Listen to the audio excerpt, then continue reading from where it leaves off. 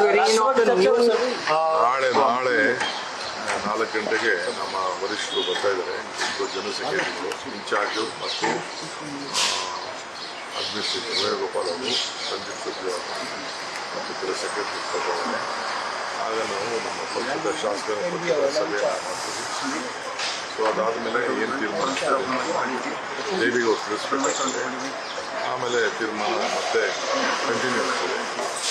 ಆಮೇಲೆ ಅವರು ಏನು ನಾಯಕರು ಆಯ್ಕೆ ಮಾಡೋಂಥ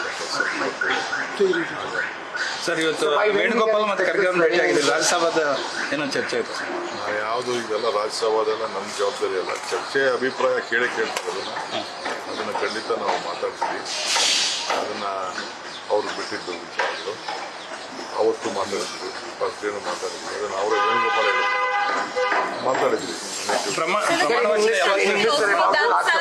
ಗೊತ್ತಿಲ್ಲ, ಇನ್ನು ನಾಯಕನ ಆಯ್ಕೆ ಮಾಡೋದೇ ಗೊತ್ತಿಲ್ಲ ನಿಮಗೆ. ನಾಳೆ ಇದೆ, ನಾಳೆ ಆಯ್ಕೆ ಆದಮೇಲೆ ಆಮೇಲೆ ನಿಮಗೆ ಖಂಡಿತ ಗೊತ್ತಾಗ್ತದೆ. I had not opened my mouth